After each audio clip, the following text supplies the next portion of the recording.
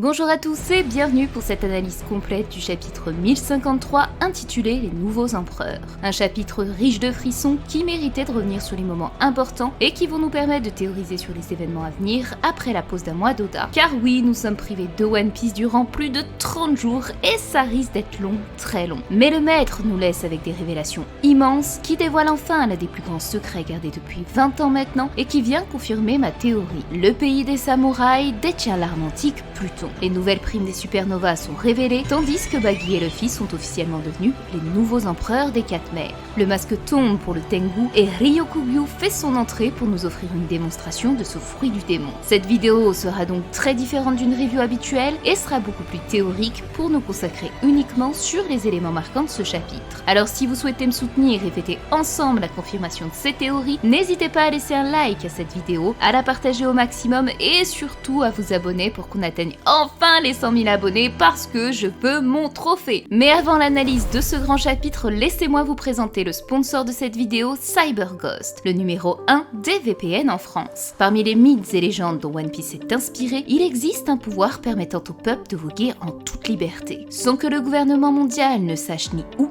ni comment, ni quand le monde s'éveille. Un pouvoir antique portant le nom de CyberGhost. Grâce à ce VPN, rendez votre adresse IP anonyme, cryptez vos données grâce à un chiffrement de haut niveau et naviguez en toute tranquillité à travers le web. De Netflix en passant par Disney+, ou Prime Video, plus de 35 plateformes de streaming sont accessibles pour profiter de séries et films étrangers exclusifs sur Windows, Mac, Android, Linux et même Smart TV ou console. Vous avez envie de regarder l'intégrale de One Piece sur Netflix mais ce n'est pas disponible en France. Avec CyberGhost, c'est possible en quelques clics. Ouvrez l'application, connectez-vous au serveur du pays que vous souhaitez et profitez de votre contenu préféré en toute tranquillité. Profitez-en avec vos amis ou votre famille puisque cet appareil à la fois peut être utilisé et rassurez-vous car CyberGhost n'enregistre et ne stocke jamais aucune donnée de leurs clients sur ses 7600 serveurs répartis dans 90 pays. Alors conférez ce pouvoir à votre PC, tablette ou téléphone et vous verrez que le vrai sens du mot liberté existe. Rejoignez les 38 millions de Nakama sur le site CyberGhost grâce à mon lien pour bénéficier d'une réduction de 84% pour seulement 1,94€ par mois plus 4 mois supplémentaires gratuits. Et si malgré tout ça vous n'êtes pas satisfait, vous bénéficiez d'une garantie de remboursement de 45 jours et d'une assistance clientèle 24h sur 24 et 7 jours sur 7. Tous les liens sont en description et un grand merci à CyberGhost pour avoir sponsorisé cette vidéo.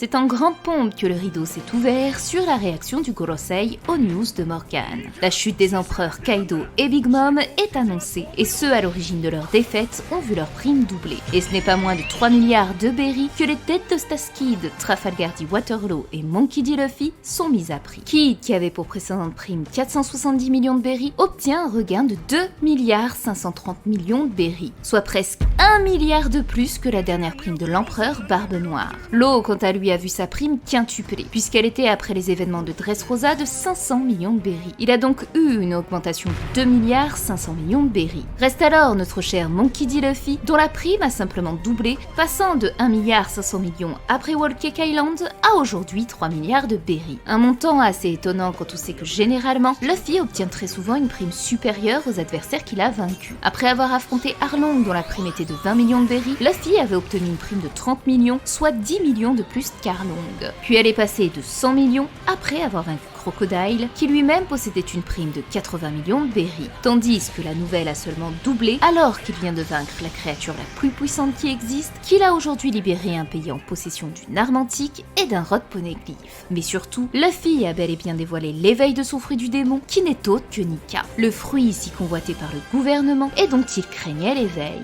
Sa prime est donc très loin de dépasser celle de son ennemi après l'avoir vaincu, comme le faisait par le passé Oda. Pourtant, de bonnes raisons peuvent expliquer ce montant. Comme le mentionne le Gorosei, il souhaite faire disparaître le 10 sur la prime de Luffy et changer la photo de Nika. Donner une prime astronomique et trop conséquente à Luffy n'aurait d'utilité au gouvernement qu'à éveiller la curiosité de certains et comprendre qu'il est le détenteur de l'ultime fruit capable de libérer les peuples esclaves de la tyrannie. Mais c'est également un symbole qu'Oda a souhaité offrir aux primes des 3 supernovas. Le fait qu'ils soient tous les 3 à 3 milliards de berry fait qu'ils cumulent un total de 9 milliards, soit précisément 900 000 berry de différence entre la prime de Big Mom et Kaido cumulés. Je me suis tout de même demandé pourquoi ce chiffre 9 revenait si souvent. 9 milliards de berries, 900 000 d'écart, et Wano a débuté au chapitre 909.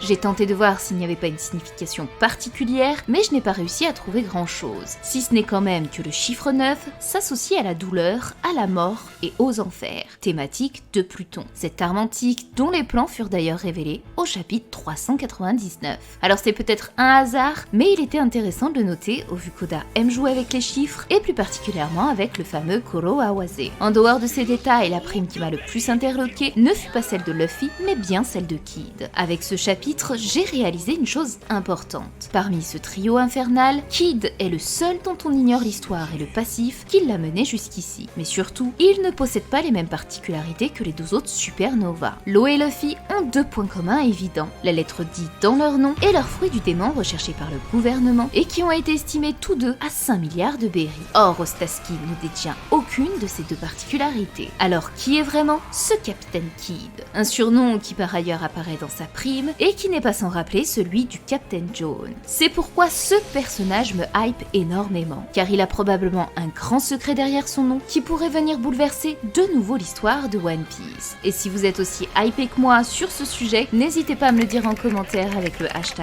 je vote pour une théorie sur Kid et j'essaierai d'en faire une. Au-delà de l'annonce de ses primes et de Kid, ce qui énerve avant tout le Gorosei, c'est bien le détenteur du fruit mythique Hito Hitonomi, modèle Nika. En plus d'arborer la lettre D dans son nom, ce dernier affiche sur sa prime son ultime Gear 5, celle du dieu soleil. Une photo prise par nul autre que le CP0, dont on découvre pour la première fois son nom, Guernica. Un nom très intéressant puisque grâce à lui, on comprend que la thématique associée au CP0 est celle de l'art de la peinture. Guernica est le nom du célèbre tableau de Picasso, symbolisant le bombardement de cette ville durant la guerre civile espagnole, et dont nous avions déjà eu une référence par le passé dans l'arc de Dressrosa. Jorah, qui possédait le pouvoir de tout transformer en œuvre d'art, avait peint un tableau qui semblait être une référence à Guernica. On y voit la lune avec un œil ouvert, tandis que l'autre est fermé et pleure. Le soleil est au centre et retenu par une silhouette en forme de spirale qui s'illustre du visage de Chopper. Enfin, Momonosuke en PLS, portant une couronne avec en arrière-plan des ailes, rappelant celle des peuples Bilkan. En comprenant ça, on comprend que Maha, le membre du CP0 tué par Izo, pouvait en réalité faire référence au célèbre tableau de Goya, la Maja, qui s'écrit en japonais Maha. Ainsi, nous pouvons à présent en savoir plus sur cette organisation. Il est très probable que les autres membres masqués du CP0, jusque-là restés sans nom, s'associent également à des peintures, ce qui nous ramène à celle dessinée par Jorah. À cette époque, on pouvait associer ce tableau à Guernica pour sa représentation de la guerre civile qui surgit à Dressrosa contre Doflamingo. Mais aujourd'hui, avec la révélation du nom du CP0, on peut s'interroger davantage sur cette toile. La lune et le soleil étant les deux astres les plus importants de Wano. L'énigme autour des peuples ailés avec la révélation du peuple lunarien et le fait que Momonosuke soit officiellement devenu shogun. Il n'est donc pas impossible qu'Oda ait joué un coup de maître en y cachant de nombreux foreshadows. L'art étant subjectif, tout est donc possible. Il avait déjà illustré le célèbre tableau de Léonard de Vinci, La Scène, pour représenter la Don Quichotte Family. Zunesha, dont le corps s'inspire du tableau de Dali, ou encore l'illustre Eugène Delacroix, La liberté guidant le peuple, avec Bello Betty. Mais Wano Kuni est un arc centré d'autant plus sur l'art. Les décors sont tirés de l'Okiyoi, un mouvement artistique japonais tel que la grande vague d'Okusai, mais également du théâtre Kabuki et de tout le folklore qui entoure les yokai et autres croyances. Il est alors intéressant de se demander pourquoi Oda a souhaité associer les noms des membres du CP0 à la peinture et l'art. Un nouveau mystère qu'il faudra donc tenter de percer. Les masques tombent de nouveau dans cette grande pièce de théâtre qui se joue à Wano. Après la révélation d'Iori et de Loiran, Kiyoshiro se révélant Denjiro, Tonoyasu qui était l'ancien daimyo Yasui, voilà qu'aujourd'hui la véritable identité du Tengu se révèle et dévoile qui n'est autre que Sukiyaki Kozuki, l'ancien shogun du pays et père d'Oden. Il a dû souffrir pendant 20 longues années, voir la déchéance de son pays, de son peuple et de sa famille. Vivre dans l'ombre sans pouvoir agir, tel a été le Kuro d'Orochi, celui-là même qui s'est vu privé d'une enfance par la faute de Sukiyaki. La sorcière lui ayant raconté que cet homme avait été à l'origine de la mort de son grand-père et la chute des Korozumi. Sa vengeance n'a donc pas été de le tuer, mais bien de le capturer, à l'image des daimyo par Kaido. Car oui, Orochi aime l'humiliation, exactement comme il a pu le faire avec Oden. Mais il est possible que la vraie raison de cette séquestration était avant tout de garder en vie le seul homme capable à ce jour de déchiffrer les poneglyphes. Kaido l'avait dit, il avait une bonne raison de choisir ce pays, mais en tuant Oden, il a perdu le moyen d'acquérir le pouvoir caché sur cette île. Garder en vie Sukiyaki a donc été un coup de maître de la part de la sorcière et Orochi. Mais il n'avait pas prévu que ce dernier aurait été en mesure de s'échapper, et c'est ici que le Tengu prit naissance. À présent que sa véritable identité est révélée, on comprend alors beaucoup plus ce déguisement et certains événements qui se sont produits à travers le Tengu. À commencer par les 2 sabres d'Oden. Ça signifie que lorsqu'il a appris la mort de son fils, il est parti les récupérer pour les mettre à l'abri et ainsi les restituer à ses petits-enfants. Une symbolique d'autant plus forte quand on sait qu'il a pu rencontrer son petit-fils Momonosuke et probablement Iori lorsqu'elle rendit le sabre à son frère.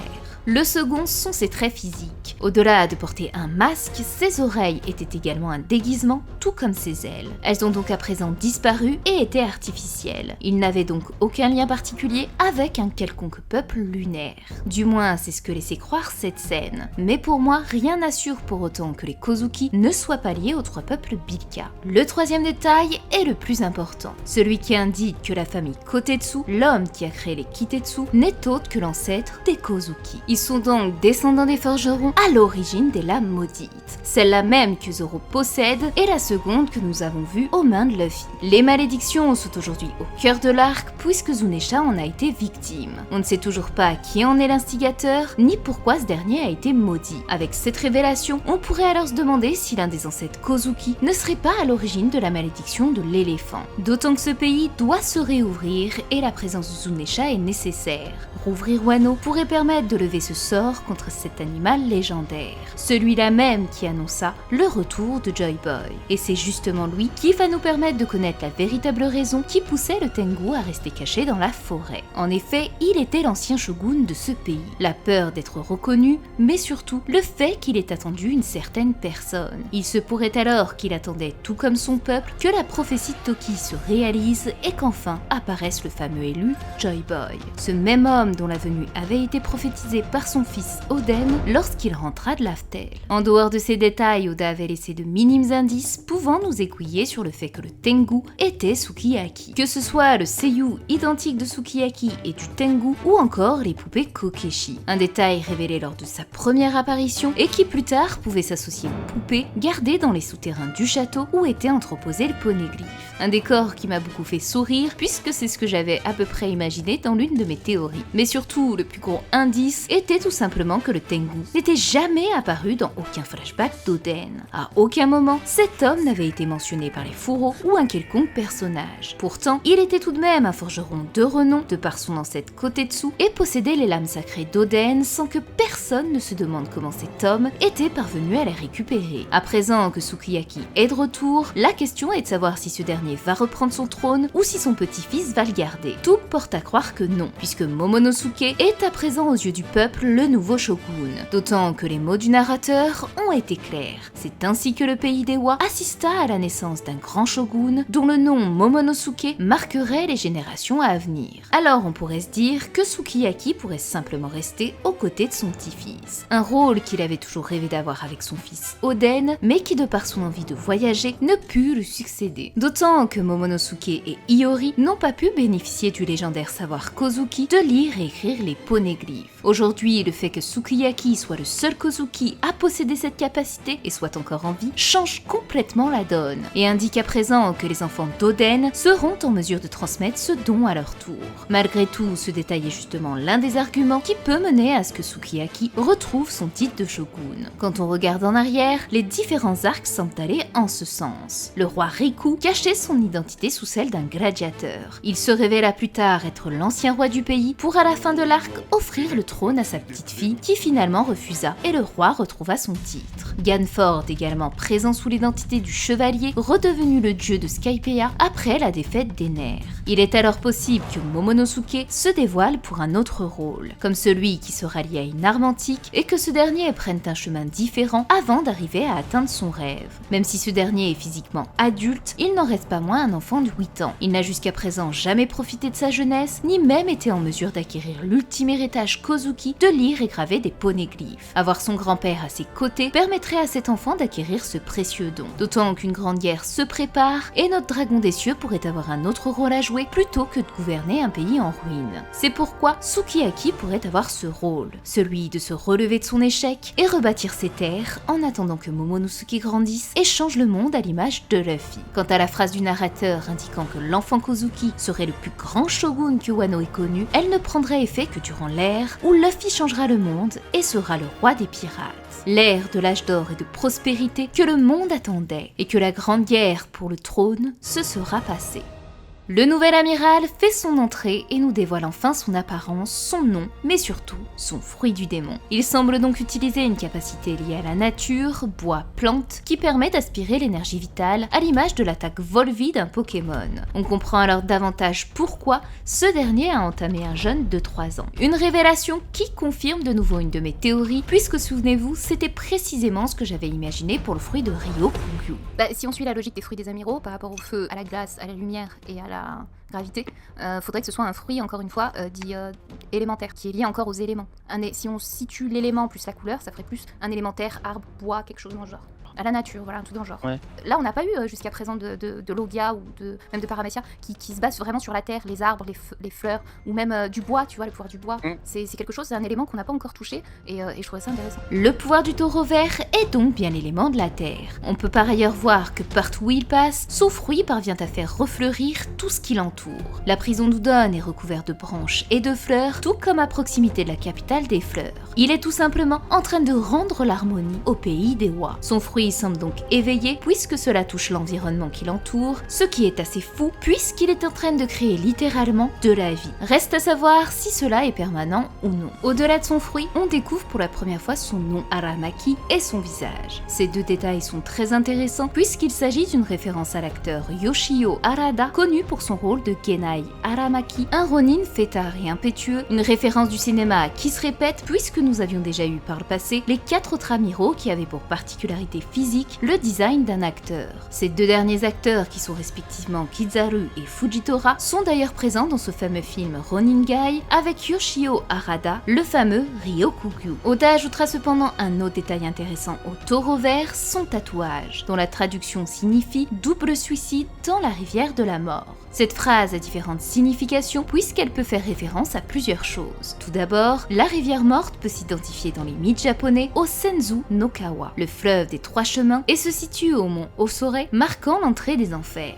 Cette légende provient de sa région très volcanique, entourée d'un paysage carbonisé, des vapeurs nocives et des rochers aux couleurs surnaturelles. Un sujet qui est donc au cœur de l'arc Wano, puisque cette terre dont le volcan s'est éveillé détient l'arme antique Pluton, ce même dieu gardien des enfers. Quant au double suicide, il n'est pas sans rappeler cette chanson qu'interprétait Black Maria, narrant l'histoire de 2 amants séparés par le temps et qui ne purent se retrouver que sous la lumière de la lune. La deuxième référence est celle de la chanson Shinjuku Shinju, interprétée par l'acteur dont est inspiré Ryokugyu. Enfin, la troisième référence serait celle associée au Rakugu, avec l'histoire de Shinagawa Shinju, aussi traduite par double suicide à Shinagawa. Cette pièce raconte l'histoire d'une prostituée nommée Osome, ce même nom qui fut d'ailleurs celui de la geisha dont la souris fut secourue par Sanji au quartier des plaisirs. Elle décida un beau jour de se suicider après les moqueries sur son âge et ses dettes accumulées en raison de sa clientèle diminuée. Mais cette dernière, ne voulant pas mourir seule, eut pour bonne idée de convaincre un libraire nommé Kinzu de sauter la vie ensemble. Le personnage de Ryokugyu semble donc avoir été mûrement travaillé par Oda et possède de nombreuses références culturelles. À présent, la question qu'on peut se poser est à quoi va-t-il servir sur Wano? Il semble vouloir déclencher une nouvelle guerre en appelant un navire sans en avertir Akainu. Mais ignore-t-il peut-être que ce pays renferme l'arme antique Pluton et que c'est probablement la raison pour laquelle le gouvernement craignait Wano Kuni. Sans compter qu'il souhaite ramener la tête de Luffy. Cela semble presque évident qu'il n'y arrivera pas par la force, mais probablement par un autre moyen de persuasion. Comme il le dit à la fin de ce chapitre, à l'extérieur de Wano, c'est le chaos. Bon nombre d'amis de Luffy sont en danger, à commencer par son frère Sabo. On renoue alors un Marineford bis pour sauver son frère à l'image d'Ace. Mais à la différence cette fois, c'est que l'empereur qui ira le sauver ne sera pas Barbe Blanche, mais bien Luffy. C'est une hypothèse qui n'est pas à exclure, mais qui tout de même resterait redondant avec l'arc de la guerre de Marineford. D'autant que nous entrons dans la saga finale, et si Luffy parvient à survivre après Wano, sa prochaine route sera celle de Laftel. En tout cas, Oda aura réussi de nouveau à faire une entrée fracassante d'un amiral. Il a toujours soigné leur première apparition, et j'ai une nouvelle fois hâte de découvrir toute l'étendue du pouvoir de Ryokuku. Wano Kuni détient l'arme antique Pluton. Voici la bombe qui a été lâchée dans ce chapitre. Plus de 20 ans que nous attendons cette révélation. Là où beaucoup pensaient encore que cette arme résidait sur les terres d'Alabasta, voici qu'Oda dévoile que ce sont les samouraïs qui la détiennent. Une révélation qui confirme les théories d'il y a 2 ans, selon quoi Pluton serait sur les terres de Wano. Tous les éléments menaient au royaume des morts demeurent de cette arme antique. Toutes ces notions se rassemblent autour des terres de Wano Kuni et des dignes héritiers Kozuki, ces enfants de la prophétie qui se devront de réouvrir les portes de leur royaume, autrefois scellées, semblent prendre aujourd'hui un tout autre sens au contact de cette légende, car l'ouverture de cette contrée pourrait bel et bien libérer les enfers, telle la boîte de Pandore.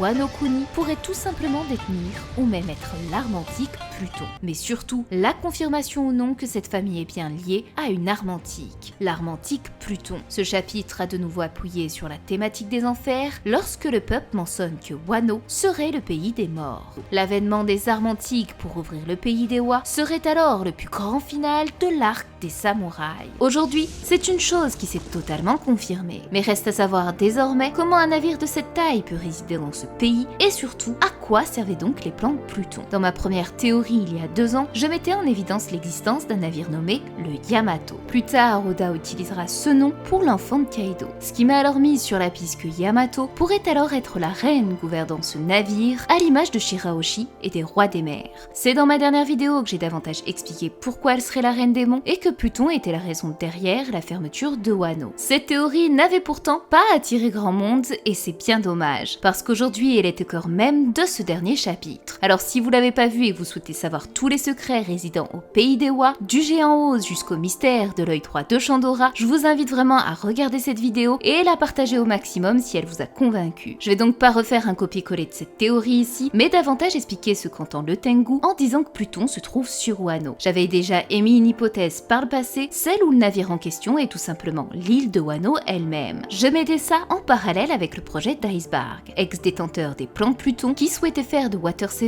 une île capable de flotter tel un navire. Tout comme Thriller Bark qui était en réalité le navire de Moria. Ouvrir Wano serait ainsi une métaphore pour indiquer qu'il s'agirait de réveiller Pluton. Momonosuke explique d'ailleurs vouloir reconstruire le pays. Cette reconstruction passerait alors par les plans de Pluton pour remettre sur pied ce navire antique. Mais ça n'explique pas pour autant qui serait à même de l'éveiller, ni même le rôle de Zunesha ici. Et cette fois, il faut revenir à ma fameuse théorie des cartes. Les As représentaient donc Lady. Quant aux reines et aux rois, il s'agissait des armes antiques et leurs montures. Poséidon, reine des océans, avait comme roi les rois des mers. Pluton devait en toute logique posséder une reine et avoir un roi à son tour. Cette arme antique s'associant aux enfers et au monde des morts, j'avais désigné Yamato comme reine puisqu'elle était surnommée la princesse des monts et que son prénom était associé à la fois à l'ancien nom donné au Japon mais aussi au monstrueux navire de guerre japonais. Quant au roi capable de la servir, j'avais hésité entre 2 animaux. Le premier Zunesha qui s'associait à l'éléphant biblique appelé le Behemoth et le second le serpent rouge sang. Il n'y a donc plus qu'à attendre les prochains chapitres pour découvrir le secret derrière cette arme antique.